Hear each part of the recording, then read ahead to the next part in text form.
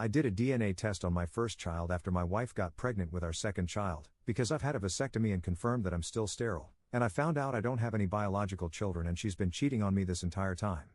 Posted by you/Throra2 unsure. We spent 2 years together in college and got married the fall after we graduated. We spent 2 years exploring our relationship and finally settled down, ready to raise a family. She got off birth control and her libido took off, but it took 3 years for us to get pregnant. Eventually, we had a beautiful girl. After a couple of months, my wife got back on birth control and had a hard time with it. Her doctor switched her medications several times, but she experienced bad side effects with each one. We talked about it and were unsure if we wanted another child. Since it was easier for me to get a vasectomy reversed later if we decided to have more children, I had the operation. That was 3 years ago. After coming off birth control, my wife felt better, and Segs has been worry-free since we could no longer get pregnant. We actually have Segs more now than we did in college. Then, 3 weeks ago, my wife was late for her period, which isn't that unusual for her. I noticed she had some tenderness in her chest and started showing what seemed like signs of morning sickness. I know there have been cases of nature reversing vasectomies, so I went to the doctor and had my sperm count checked. The verdict was that I'm still sterile, but I didn't tell my wife. My wife eventually went to her doctor and confirmed she was pregnant. She asked me to go to my doctor to get tested. I didn't go right away because I was literally sick from the stress of the situation. I had all sorts of sick scenarios going through my head. In the end, I got retested and took my daughter in for a DNA test. I got both test results back today and got violently ill after reading them. Yes, I am sterile, and no, my daughter isn't mine. When my wife got home, I showed her my test, and she denied any wrongdoing, claiming there was a problem with the test. I showed her the test from last week, and she broke down crying. I finally got her to tell me who she had slept with and that it only happened once, that the condom must have failed. I made her tell me the story 3 times, and each time I asked her if that was the whole truth and if there was anything else she needed to tell me because another lie would mean we were through. She said that was the only time and that she had never done anything like that before. I told her how much this hurt me and asked how she could do this to our family and if it was worth it. I asked if she wanted a divorce, and she pleaded with me to forgive her and put this behind us. I said I couldn't raise someone else's child and asked if she would be willing to terminate the pregnancy in order to stay together. She cried the rest of the night, but when we went to bed, she said she would do whatever it took to save our marriage. I never brought up the DNA test. I will contact a lawyer next week to see what my options are regarding child support for our first child. If she had come clean about the father of our first child, I could have swallowed my pride and tried to work to forgive her, but she thought she was in the clear and didn't need to confess to anything else. There's no telling what I'll never know. Top/relevant comments. Additional info from OP. Depending on my lawyer's advice, I plan to tell my mom and dad about the situation ASAP before my brother lets it slip. Editor's note, OP mentioned in another comment that he broke down and told his brother, who is the only one that knows so far. If my wife doesn't tell her family about the affair, I will when/if we go over there for Christmas. I may reveal a copy of the DNA test then as well. I know from friends who have gone through divorces that moving out is a bad idea for a legal claim to the house. Again, it depends on what legal advice I get tomorrow, but my wife doesn't have anyone nearby she could move in with, and her moving back home would mean not being able to keep her job. Some people here and a couple of friends have said I shouldn't turn my back on her/our daughter and that it's not her fault. But she has her mom's green eyes and blonde hair, and I know that when I look at her, it would be like rubbing salt in an open wound. A healthy relationship with her going forward isn't likely. A few weeks ago, I was hurt but kind of numb. Now I can feel the resentment, anger, and maybe even hate starting to fester more and more each day. I think a check-in with my doctor may be in order to see if he can refer me to a therapist or counselor. Commenter. Quick question, is the affair partner married or in a relationship? Is it possible that they're the father of both children? If they are married, then she needs to contact the affair partner's wife. OP's response. The affair partner is married but didn't live in our state when the first child was born. I have no evidence that she's telling the truth about who her affair partner actually is, so telling his wife without proof seems unfair if my wife is lying. OP adds an edit to his post. My lawyer is awesome. She had me bring in a bunch of paperwork, bank statements, and my medical and DNA results, and had me tell her my story. Her assistant sat in with us and took notes while my lawyer went through my documents. After I finished, she asked a few questions and spelled out my options. I live in an at-fault state, which is good and bad, good in that it gives us leverage, bad in that it takes longer and is much more expensive. In the case of the first child, if my wife agrees to sign the papers, my liability for child support is an easy fix. If she doesn't agree, then a court-ordered DNA test and a judgment from the court can remove me without my wife's consent. Either way, I will most likely not have to pay child support, one way is just more expensive than the other. Since my wife has a good job and earns close to what I do, she didn't think the judge would award her any alimony. All of that, plus dividing up property and other things, can be negotiated before a judge gets involved. The bad news was that due to the holidays, they couldn't have the papers ready before Christmas, but definitely would before the end of the year. She advised me to say nothing until she got served. She gave me a list of things to do before and after Christmas, before they served my wife. One thing they did point out was that since we were actively trying to have a baby, there was a possibility that my wife didn't know that the child wasn't mine. My wife has an appointment with her OB tomorrow. Commenter 2. What was her response? Is she going through with the termination? Ops response. I believe so. She has an appointment with her OB tomorrow. Commenter 2. I hope she's not making the decision based on your suggestions about a possible reconciliation. She should be making an informed choice. It would be terrible if you implied that there was a chance to work things out if she got a termination, while knowing full well that you never intend to stay with her. Ops response. No, she has no desire to carry this baby to term. She told me this morning before I left for work that it was best for everyone involved if she had the procedure done. Evidently, her affair partner knows and wants her to terminate even more than I do. Commenter 3. The fact that she is still in contact with the affair partner is not good. Ops response. His son goes to the same daycare as the daughter, so they run into each other during drop-off and pick-up sometimes. I'm picking up the daughter today. I was thinking about asking him if he's told his wife yet. Additional info from Op. I went by the daycare to pick up the daughter and was hoping to have a word with the affair partner. As luck would have it, his wife was picking up their son, and we were able to have a conversation. I told her that her husband would be relieved that my wife had terminated their pregnancy. She grew quite upset, and I gave her my business card and said my wife was planning on calling her and explaining everything. I got home and told my wife I had scheduled a meeting with a marriage counselor for after the first of the year, which perked her mood up a bit. She started talking about how happy she was that I was making an effort to move past this. I didn't tell her that the session was required by the court because of a divorce involving a minor child. Then my phone rang. It was the affair partner's wife. I put it on speaker, sat next to my wife, and said it was for her. It didn't start out well and went downhill fast. My wife's story contradicted itself a couple of times, and that was not missed by the affair partner's wife. She maintained it was just segs and kind of threw the affair partner under the bus a little toward the end. There was a lot of name-calling from the affair partner's wife and crying on both ends of the phone. After she hung up, my wife got mad and asked why I had talked to her. I said that telling his wife about the affair was part of our deal, and I just stumbled on a chance to set that up at the daycare. I fixed myself a drink and came back into the living room to see her texting on her phone. I got close enough to see what she was typing before she realized I was there. I told her that if we were going to get past this, she would have to go no contact with him and ask to see her phone. She agreed not to contact him again but said her phone was private, so I dropped it. I asked if she had had a chance to tell her family about all of this yet, and she said no. I just let it go at that. Update 12 days later. So I met my sister at my house, and we started moving my stuff to her house while the divorce goes through, or at least until my soon-to-be ex-wife leaves and I get possession of the house. We took 4 carloads to her house and came back for the rest. My sister felt it was important for her to be there for support and as a witness. I also moved the nanny cam into the living room so it could record everything to the cloud. At about 10:45 a.m., I got a text from the lawyer saying she had been served. I sent her an email saying that I was at the house when she was ready to talk. A couple of minutes later, I got a text from my wife saying, "Why? Blah blah blah." So I resent the first text and waited for her to get home. She sent several texts and voicemails. They didn't mention anything about cheating, just how she thought we were working this out and that she thought we would sit down and have a conversation before proceeding with a divorce. Playing the family card and how this would devastate the child and our families. How she feels betrayed, that was a good one. She was still sharing her location, and it took her 20 minutes before she left work. She then stopped at a nearby Walgreens for a few minutes. The purpose of the stop at Walgreens became clear as a police car pulled in behind her in the driveway. According to the officers, she got the police there because she said she was afraid and that we had guns in the house. I showed the officers my empty gun safe and said that I had removed them to another secure location. We went back to the living room, and I showed my wife the paternity test that I had done, which showed her daughter was not mine. Her response was denial and disbelief, which appeared genuine. She broke down and cried for about 10 minutes. I told her this was the final straw and why I wanted the divorce. At about that time, the police officers reminded me to keep it civil and made their exit after I told them I was leaving soon to stay at my sister's house. When I asked who the child's father was, she claimed she didn't know.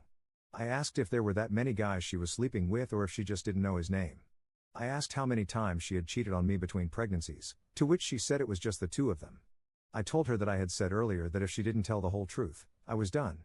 I reminded her I also told her that I couldn't/wouldn't raise someone else's child and that she had better figure out who the real father was because I wasn't paying child support for someone else's baby. She wanted to know what we were going to tell our daughter, and I said that was up to her because this was her mess, and I wasn't taking the blame or cleaning it up for her. I drafted a couple of emails last week, one for our friends and family with copies of all the test results and reasons why I was asking for a divorce, the other for my wife with copies of the same tests along with what I knew and things I had told her previously. I had to run it through my lawyer and make a couple of edits before she signed off on it. I sent copies to all our friends and relatives when she pulled into the driveway this afternoon. Most of the feedback has been one-sided and very colorful. In the end, I told her if she had been truthful, we might have been able to work things out. But I couldn't trust a lying serial cheater, and I told her if she had gotten her tubes tied instead of me getting a vasectomy, she might have gotten away with it. I told her she needed to get a lawyer so we could move forward and start to heal. Top/relevant comments. Commenter. I understand your need to end the marriage and disassociate yourself from the child. Just be ready for people to come down hard on you because you're leaving the kid. I get it, but it isn't their business. If you're sure you can't be a good father to the child, then leaving is the best choice. I'm sorry for the child, but her cheating mother is to blame, not you. Good luck. Ops response. I could never be the kind of father she needs. She is a carbon copy of my ex-wife. And every time I look at her, it reminds me of her mother and what she did to me. I'll miss her, but this is something I don't think I'll get over. Plus, I would have to see my ex, and that wouldn't be a good thing either. Commenter 2. I agree with you and I'm totally on your side, but I do find it a bit odd that you don't seem too emotionally conflicted about writing off the child you believed was yours for 4/5 years. The child who only knows you as her father and can't understand that her mother is a cheater. My heart breaks for the child. Does your state have assumed paternity? Your lawyer will have to combat that. She made you get a vasectomy so you wouldn't have any biological children with anyone else. That's cruel and pretty thought out. Ops response. Does your state have assumed paternity? No. And my lawyer said even if my wife fights it, based on the DNA, I can have my paternal rights and responsibilities terminated and petition to have my name removed from the birth certificate. We will file a no-fault petition if she agrees. If she fights it, we can file an at-fault petition, which will affect her settlement since we live in an at-fault state. If she has an ethical lawyer, he will recommend the no-fault option. I was devastated and got physically ill when I read the DNA report. I didn't make this decision lightly. There are a lot of emotions in play here, resentment, betrayal, and who knows what else under the surface. I'm not perfect, and I know trying to remain a parent or be in her life is probably not in her best interest or mine right now. Add in the fact that I would have to co-parent with my ex, it's a recipe for disaster. The trauma that would cause her is far greater than if I exit stage left now and let her get on with her life. Commenter 3. Thank you. Thank you for respecting yourself. Your ex-wife is one of the worst human beings, making you believe you're the father and just taking it away that easily. Don't believe anything she says. She was ready to let you raise someone else's children forever. You handled it perfectly. Go full no contact and don't be a nice guy. She committed 2 of the worst betrayals against you. It's a good thing you handled family and friends. Every step you took is what I advise everyone else in this sub to do. Good luck. Ops response. Her reaction to the paternity test seemed credible. I think it's possible she truly believed she was mine. The DNA wasn't even close to a match, so it was pretty clear I'm not the father. But yeah, everything else she says is probably a lie. Commenter 4. What kind of response did your friends and family give, also your mother-in-law and father-in-law? Everyone was probably shocked. Hope your close friends tried to help you out. What did your wife do after she learned the truth? Did she message you back or try to say that you should raise the child? After all, you did your best. Now you need to heal and find yourself a wife who is loyal and loves you. Hard times are going to come, but be sure, you're going to get through it. Good luck, buddy. Ops response. So far, there has been shock and disgust from most. The paternity test is what hits hardest for most of them. A couple of people weren't surprised about the cheating part, even though they never said anything before. It's surprising that none of her close girlfriends have jumped to her defense. My father-in-law sent me a sad email trying to take the blame for not raising her right. He wished me well and said he would pray for me. The ex-wife messaged me a couple of times about talking it out. I think she still wants to save the relationship. I haven't responded to any of them, and she stopped trying to reach out a couple of hours ago. Commenter 5. You handled that very well. I'm surprised she went to the police right away. Sometimes this is done as an end run to get sole occupancy of the home during the divorce process.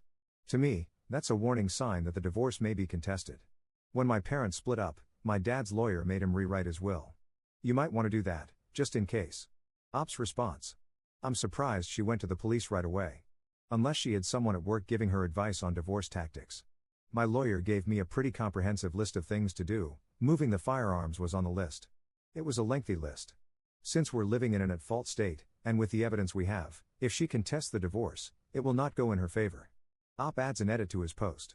We had our second meeting with the lawyers today, and we signed off on almost everything except the house. We're still waiting for an appraisal to come back to figure out the split. Motions were filed today, and a court-ordered paternity test was scheduled for all three of us. Since my soon-to-be ex-wife didn't fight me on anything, we filed a no-fault divorce petition. If everything goes right, I get the house back on February 15th, and the divorce will be final on April 5th. The lawyers did a better job keeping us separated and limiting the conversation between the two of us.